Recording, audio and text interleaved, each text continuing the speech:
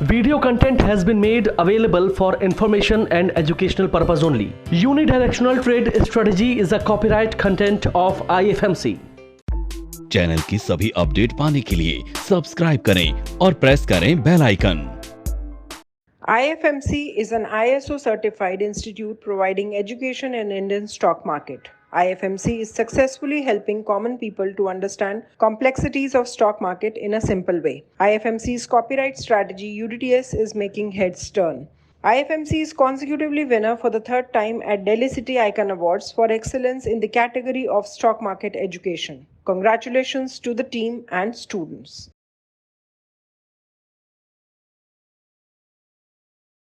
आज मैं बात करने जा रहा हूं एक बहुत ही इंपॉर्टेंट टॉपिक के ऊपर। ये शायद कई लोगों ने सुना होगा ये वर्ड, बॉटम फिशिंग। प्रिसिशनल बॉटम फिशिंग कैसे करते हैं, प्रिसीशन के साथ बॉटम फिशिंग कैसे करते हैं। बॉटम फिशिंग अपने आप में समझ में आता है, मछली पकड़ते हैं जब हम तालाब के किनारे बैठ जाते हैं, अपना कांटा डाल के बहुत देर तक आराम से बैठे रहते हैं, बहुत पेशेंटली वेट करते हैं, हिलते भी नहीं हैं, और जैसे ही मछली उसमें पता लगता है कि आ गई है तब हम उसको बाहर खींचते हैं, हम कोई हरकत नहीं करते हैं। तो बॉटम फिशिंग स्टॉक मार्केट में भी होती है, जिसके अंदर जब हमको एक इन्वेस्टिंग या लॉन्ग पोजिशनल ट्रेडिंग हमको करनी है और हम कुछ इस तरह के स्टॉक्स ढूंढना चाहते हैं जो अच्छे स्टॉक्स हैं, जो वैल्यू स्टॉक्स हैं, जो सेफ्टी स्टॉक्स हैं, जिनके अंदर सेफ्टी है, जिसके अंदर वैल्यू भी है और साथ में वो स्टॉक्स बढ़ते हुए ट्रेंड में है। तीन चीज़ें बोलता हूँ दोस्तों, ज़्यादातर मैंने कई लोगों के मुंह से सुना है, वो केवल ये बात करते हैं कि नहीं जी फंडामेंटल पैरामीटर्स अच्छे होने चाहिए। मैं कहता हूँ फंडामेंटल पैरामीटर्स के साथ साथ स्टॉक बढ़ते हुए ट्रेंड में भी होना चाहिए। क्यों? अब अगर एक स्टॉक जो फंडामेंटल पैरामीटर्स उसके बहुत अच्छे हैं लेकिन वो बिल्कुल डड पड़ा है, हिल ही नहीं रहा या डाउनवर्ड मोमेंटम में जा रहा है, तो ऐसे स्टॉक्स को अवॉइड करना चाहिए। वेट करना चाहिए कि जब उनके अंदर मोमेंटम चेंज हो और साथ में उनके जो फंडामेंटल पैरामीटर्स हैं वो भी अच्छे हों। फंडामेंटल पैरामीटर्स को दो भागों में बांटता हूं दोस्तों। सेफ्टी को मैं अलग पैरामीटर्स देता हूं, वैल्यू को मैं अलग पैरामीटर्स देता हूं। जब मुझे ये देखना है कि एक कंपनी सेफ है कि नहीं, तो मैं अलग नज़रिए से देखता हूं। मैं ये देखूंगा वो कंपनी कितनी पुरानी है। नई कंपनी जो है वो सेफ मैं नहीं मानूंगा। एक कंपनी जो 20 साल पुरानी है, एक कंपनी 2 साल पहले आई है, तो मैं 20 साल पुरानी वाली को ज़्यादा नंबर दूंगा, उसको कहूँगा कि वो ज़्यादा सेफ है। और अगर मैं वैल्यूएशन की बात करूं तो वैल्यूएशन के लिए अलग पैरामीटर्स मेरे होंगे। देखिए, मैंने बहुत लोगों को देखा है, ख़ास तौर पे जब हम स्टॉक मार्केट की बात करते हैं, अगर हम कोविड में ही देखें तो लोग चारों तरफ कोविड, लोग घर में बैठे हैं। यूएस में लोगों को स्टिमुलस मिल गया, घर बैठे पैसा मिल रहा है, काम कुछ है नहीं तो और कुछ नहीं तो चलो स्टॉक्स ही खरीद लेते हैं। इधर उधर से दोस्तों से पूछा, टीवी के आगे बैठ गए, जो स्टॉक आया वो खरीद लिया। बस जिसको स्टॉक मार्केट का एस भी नहीं पता वो भी स्टॉक्स खरीदने की होड़ में लग गया। मार्केट जो है वो कोविड के दौरान कैश से भर गई, जिसकी वजह से हमने देखा करीब मार्च 2020 से लेके करीब नवंबर या सितंबर 2021 तक बाजार के अंदर एक खड़ी तेजी। कोई भी कैसा भी स्टॉक हो, वो सारे स्टॉकों में आग लगी पड़ी थी। जिसको कुछ नहीं पता वो कुछ भी ले रहा है, शायद मौका मिल गया तो बेच दिया, प्रॉफिट आ गया, किस्मत वाला था। लेकिन ज़्यादातर लोग सब वही थे जिनकी अपनी रिसर्च जीरो थी, और ऐसे लोग 2021 के बाद जिसके पास माल फंसा हुआ रह गया वो आज इस हालत में है कि कम से कम 100 रुपये वाले वो जो स्टॉक है वो 30 रुपये से भी नीचे के भाव में, कम से कम 70% से 75% कई स्टॉक्स के भाव गिर चुके हैं। हालांकि इंडेक्स ऊपर के लेवल से, निफ्टी जो है वो अभी भी करीब 1300 पॉइंट ही दूर है। निफ्टी इतना गिरा नहीं है जितने उनके पोर्टफोलियो खत्म हो गए। तो दोस्तों, स्टॉक मार्केट में अगर आपको आना है तो आपको समझना पड़ेगा, आपको लर्निंग करनी पड़ेगी, आपको मेहनत करनी पड़ेगी। बिना मेहनत के कुछ भी मिलने वाला नहीं है। मैं देख रहा हूँ हमारे इंस्टीट्यूट में मैं जब जाता हूँ, बहुत सारे बच्चे बहुत मेहनत कर रहे हैं, बहुत प्रॉपर उनका होमवर्क बना होता है। ट्रेडर्स का अलग होमवर्क होता है, इन्वेस्टर्स का अलग होमवर्क होता है, सेक्टोरल के ऊपर मेहनत होती है। यूडीटीएस इंट्राडे स्क्रीनर जो है उससे बहुत हेल्प मिलती है जब हम ट्रेडिंग के लिए सेक्टर्स को चुनते हैं और उन सेक्टर्स के अंदर कौन से स्टॉक्स में डिमांड है या कौन से स्टॉक्स में सप्लाई है वो हमको देखने को मिल जाता है। इसके अलावा वो बच्चे जो इन्वेस्टिंग की तरफ जिनका फोकस है वो यूडीटीएस वीएसएम जो है उसके अंदर जो फंडामेंटल पैरामीटर्स हैं, चाहे वो सेफ्टी के पैरामीटर्स हैं, चाहे वो वैल्यू के पैरामीटर्स हैं, उनका पूरा जब मैं उनकी कॉपी देखता हूं कि डिफरेंट सेक्टर के ऊपर उन्होंने पूरा एक इतिहास लिखा हुआ है, तो लगता है कि हाँ यार, एक जब हम मेहनत करते हैं तो उसका रिवॉर्ड हमको जरूर मिलता है। तो चलिए एक काम करता हूं, जल्दी से क्विक लुक देखता हूं। अगर हम बॉटम फिशिंग की बात करें ऐसे समय पे कि हमको किस तरह के स्टॉक्स को चुनना चाहिए, अगर मैं इन्वेस्टिंग कर रहा हूं या मैं अगर लॉन्ग पोजिशनल ट्रेडिंग कर रहा हूं तो ऐसे में हमें क्या करना चाहिए, क्या हमें रणनीति लगानी चाहिए। तो चलिए मैं फटाफट हेल्प लेता हूं यहां पर यूडीटीएस इंट्राडे स्क्रीनर से। बॉटम फिशिंग के लिए मैं आ गया हूं यूडीटीएस इंट्राडे स्क्रीनर के ऊपर। अब आप कहेंगे कि सर यूडीटीएस इंट्राडे स्क्रीनर तो इंट्राडे ट्रेडिंग के लिए है, इसके लिए हम बॉटम फिशिंग या लॉन्ग टर्म इन्वेस्टिंग के लिए हम इसको क्यों यूज करेंगे? नहीं दोस्तों, हर चीज की कहीं ना कहीं कुछ इंपॉर्टेंस होती है।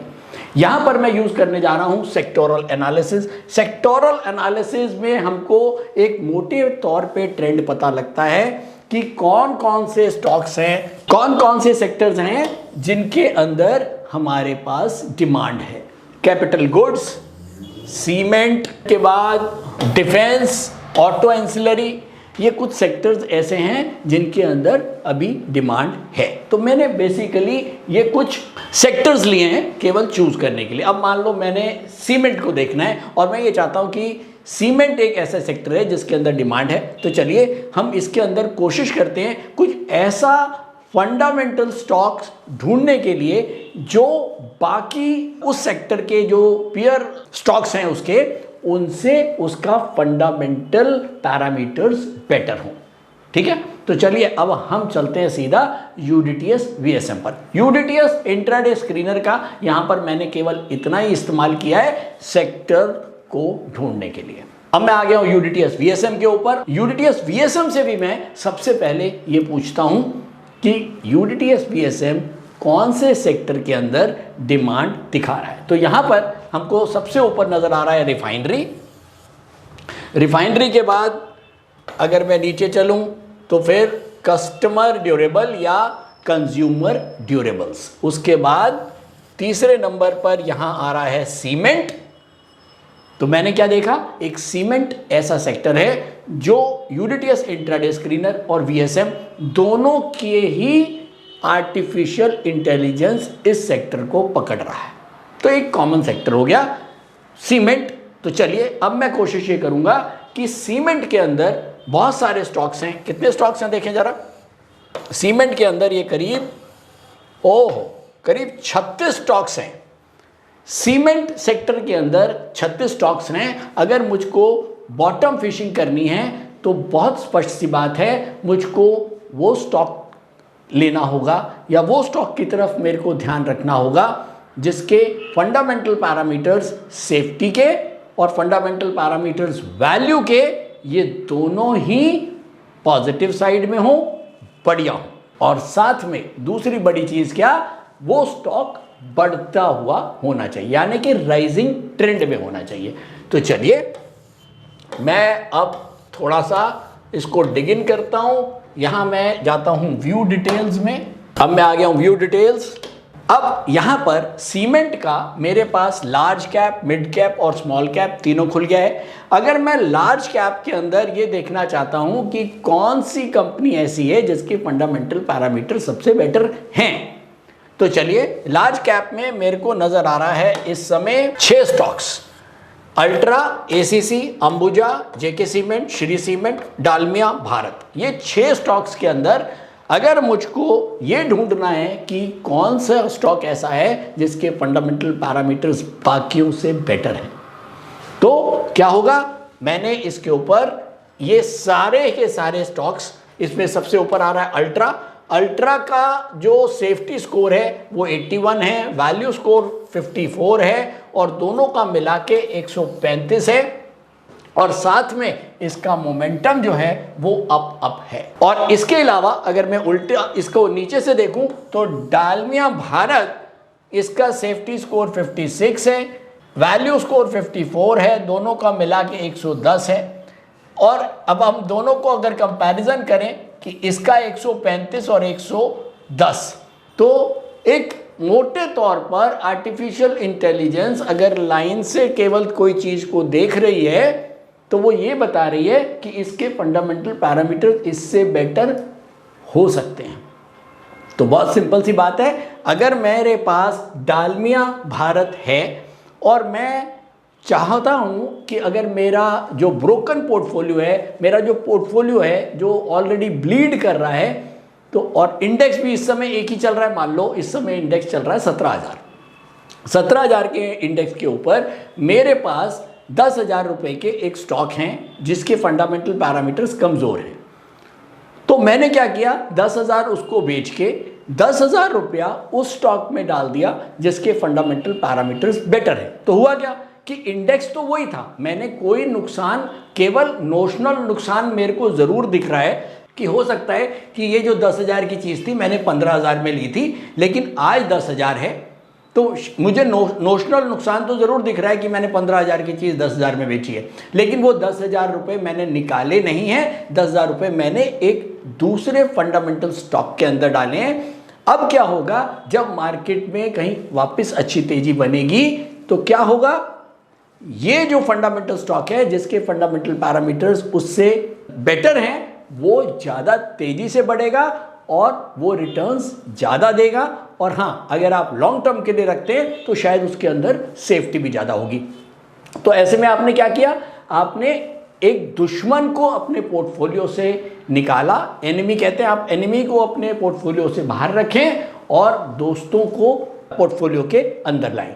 तो अच्छे स्टॉक आपके दोस्त हैं, अच्छे फंडामेंटल स्टॉक्स आपके दोस्त हैं लॉन्ग टर्म के लिए, और वो स्टॉक्स जिनके फंडामेंटल्स बहुत कमजोर हैं और वो अगर आपने अपने साथ अपने पोर्टफोलियो में रखे हुए हैं तो आपका पोर्टफोलियो कभी भी रिवाइव नहीं कर सकता, वो आप उसको हील कभी कर ही नहीं सकते। तो अगर आपको अपने पोर्टफोलियो को हील करना है तो आपको जरूर ये समझना चाहिए कि जो अच्छे फंडामेंटल स्टॉक्स हैं केवल वही आपके पोर्टफोलियो में रहें, क्योंकि उनके ऊपर आपका एक विश्वास रहेगा। कभी मार्केट नीचे भी आएगा तो आपको डर नहीं लगेगा कि एक अच्छी कंपनी नहीं है और कहीं ऐसा ना हो ये कल को बिल्कुल जीरो हो जाए। तो इन नटशेल, अगर आप एक ट्रेडर हैं या आप एक इन्वेस्टर हैं तो आपको इन्फॉर्म्ड रहना है। अगर आपको ट्रेडिंग डिसीजंस आप कोई भी ले रहे हो और आपके पास उसके लिए सारी इंफॉर्मेशंस प्रोवाइडेड हैं तो शायद आपके डिसीजंस बेटर होंगे। सेम वे अगर आप एक इन्वेस्टर हैं और आपके पास आपके इन्वेस्टिंग डिसीजंस वो सारे के सारे आपके पास इन्फॉर्म्ड हैं, आपके पास आप जो भी डिसीजन ले रहे हो किसी प्रॉपर इंफॉर्मेशन के बेसिस पे ले रहे हो, तो शायद आपका कॉन्फिडेंस हमेशा अपने ट्रेड के ऊपर ज़्यादा रहेगा। तो बेसिकली हमारे दोनों जो स्क्रीनर्स हैं, यूडीटीएस इंट्राडे स्क्रीनर और यूडीटीएस वीएसएम वैल्यू, सेफ्टी और मोमेंटम, ये आपको हेल्प करते हैं कि किस तरह से हम उन स्टॉक्स को देख सकते हैं या जल्दी से ढूंढ सकते हैं जिनके अंदर हमको बेस्ट फंडामेंटल पैरामीटर्स मिल रहे हैं और साथ में उसके अंदर मोमेंटम भी है। फाइनली अगर बॉटम फिशिंग करनी है तो उन स्टॉक्स में ही करें जिनके फंडामेंटल पैरामीटर्स बहुत अच्छे हैं और छोटा छोटा, जैसे एक मैंने पहले भी बताया था, एक गुल्लक की तरह आप अपने इन्वेस्टमेंट को यूज़ करें और उस गुल्लक को आपने ये समझ लें कि 5-6 साल तक तोड़ना नहीं है। 5,000 10,000 रुपये उसके अंदर आपको अच्छे अच्छे स्टॉक्स के अंदर डालना है। और वो अच्छे स्टॉक्स का मतलब, अच्छा का मतलब ये नहीं कि वो कोई अच्छा देखने में सुंदर स्टॉक होगा, नहीं, अच्छे का मतलब उसके फंडामेंटल पैरामीटर्स जो हैं वो बहुत अच्छे होने चाहिए। और ऐसे में जब आपकी वो गुल्लक भर जाएगी और 6-7 साल के बाद उस गुल्लक को आप तोड़ोगे तो उसके अंदर वही स्टॉक्स होंगे जो बहुत ही क्रीम स्टॉक्स हैं। स्टॉक ट्रेडिंग के दौरान मुझे क्या खरीदना चाहिए और मुझे क्या बेचना चाहिए, मुझे कब खरीदना चाहिए और मुझे कब बेचना चाहिए, ये सवाल आपको परेशान करते हैं। तो चलिए सिंप्लीफाई करते हैं स्टॉक ट्रेडिंग को और निकालना सीखते हैं वो एक्यूरेट पॉइंट्स जहां हमें स्टॉक को बाय या सेल करना है, मेरे यानी मनीष तनेजा के साथ IFMC की यूनिटीएस स्ट्रैटेजीज से। यूनिटीएस यानी यूनिडायरेक्शनल ट्रेड स्ट्रैटेजीज, जो है हर स्टॉक ट्रेडर की पहली पसंद, जो बनाती है स्टॉक ट्रेडिंग को सिंपल, एक्यूरेट और स्ट्रेस फ्री। यूनिटीएस स्ट्रैटेजीज सभी इंटरवल्स पे काम करती है, चाहे वो इंट्राडे हो, पोजिशनल हो या लॉन्ग पोजिशनल हो। मेरे 26 सालों के एक्सपीरियंस और एक्सपर्टीज का निचोड़ है यूनिटीएस। IFMC की लोकप्रियता का राज है उसकी copyright strategies, and IFMC is unchallenged leader in stock market education. IFMC is now a school of 10 million learners, awarded twice by Delhi City Icon Awards. So let's begin UDTS online course by IFMC.